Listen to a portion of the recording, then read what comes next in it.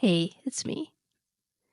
Many spiritual teachings say the world we see is an illusion, and that only reality beyond our human awareness is truly real. It's not about geography, it's about how much we can sense or understand. We may not fully grasp absolute reality while we live on Earth, but we can catch glimpses by raising our awareness through honest self-examination. If you notice your emotions and the wrong ideas or unrealities you hold, like fears or misunderstandings, you get closer to seeing what's real. Just reading or studying wisdom doesn't bring this change. The key is to see and understand where your own thinking is off track. That's how you start replacing illusion with truth. Maturity, including mental and emotional growth, depends on how well you can give and receive love. The more you hold back from love out of fear, the more you live in unreal ideas, like thinking you can stay safe by never opening your heart. We've talked before about wanting to be loved. If you're immature, you may want all the love without risking any love in return. That craving for unlimited admiration or approval grows huge if you're unwilling to give the same in return. The first step is recognizing that this problem exists inside you. Once you see that, you're more prepared to notice how unfair it is to demand what you yourself won't provide. Now, some people claim they don't want love. They've retreated from feeling that need, telling themselves they're fine being alone. In truth, they've just buried that yearning because they're scared. This is another illusion. When you see people with genuine warmth and an open heart, you notice they don't cling as desperately to being flattered or agreed with. Those who are cold or fearful of love, on the other hand, seem to need a lot of agreement or attention. They might not even see that need. They end up building a rigid, imaginary world where everything must fit their expectations, otherwise they get disappointed. A misunderstanding that also fuels this fear is believing that true love means giving up your self-respect or always surrendering to the other person's demands. Fearing this idea, you may shut down rather than learn what healthy mutual love could actually be. So how do we spot our illusions? One way we can spot illusions is by noticing small disappointments. We often brush small disappointments aside, or we might feel guilty for having them. So try to see where they come from. Maybe a friend didn't call you, or maybe you got a mild criticism at work. It's that small sting that reveals a bigger pattern, such as I need everyone's approval or I'm unhappy. So notice small disappointment. A second way we can spot illusion is to realize when we're overreacting.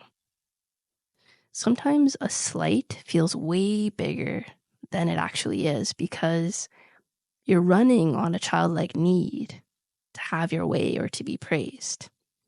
A single offhand remark can sink your mood, or maybe a small compliment can boost you unrealistically high. So also notice when you overreact. And then the third way to spot illusion is to face the illusions that are around you. If you have a favorite person, you may see them in a distortedly good or bad light, depending on how they act towards you at the moment. So pay attention to why you're so happy or why you're so upset. Is it actually about them or about your unmet longing for approval? Notice small disappointments, realize when you're overreacting, and face the illusions around you. I often talk about living in the present moment. Now, there's a mature way and an immature way to do this. The childlike way is, what happens right now is everything, and I see no past or future. And that leads to exaggerating each event. Whereas the mature way is to be aware of what's happening inside and around you without escaping into daydreams or clinging to wishful thinking. So if the moment is sad, you let yourself feel it, and you also see it in perspective. If the moment is joyful, you appreciate it, and you don't assume it's going to last forever. This balanced approach keeps you from flipping between huge highs and deep lows. So remember that focus or concentration exercise that we talked about in the last episode. I want to review that because I think it applies to what we're talking about here. You set aside a few minutes where you're not going to be distracted. Sit comfortably in stillness. Relax fully. So notice if you feel rushed or impatient. Ask yourself why. Address that. And once you're relaxed, simply observe yourself. Imagine looking at yourself from outside. Your posture, your expression, your mood. This helps you step back from your usual perspective and take on that part of you that is the observer, the part of you that is noticing. And then calm your mind. You do that by choosing one focus. Often it's your breath, or it could be your third eye, the point between your eyebrows. Background thoughts are going to pop up, but each time they do. Simply notice them and gently return to your focus, be it your breath or that focus point. And while you do this, be kind to yourself. No frustration if you get distracted. Each slip, so to speak, is a chance to see what your mind chases after.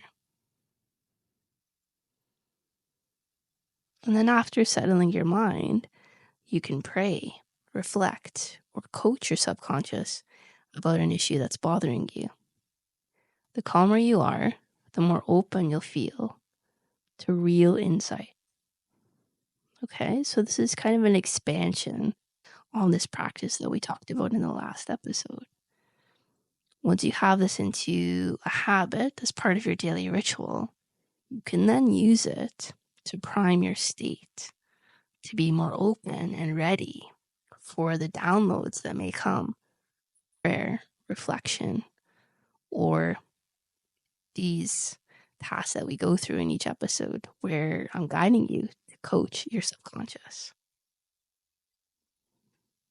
When you stop demanding that life or people match your fantasies, you free your heart to give genuine affection and to receive real love in whatever form it appears. You also handle disappointments better because you're no longer trapped in rigid, unrealistic expectations. Yeah, you still feel pain when something hurts, or joy when something goes well. But each emotion is now balanced and in perspective. You're not thrown off by small irritations or swept away by tiny thrills. Over time, the steadier approach becomes the doorway to a deeper sense of what's real, beyond the illusions we build in our everyday lives. By working on your emotions and practicing a bit of calm focus each day, you begin to see the world's reality isn't quite as it seemed, and neither is your own. You discover a calmer, wiser version of yourself who can love without fear and meet life with an open heart. Love you. Connect soon.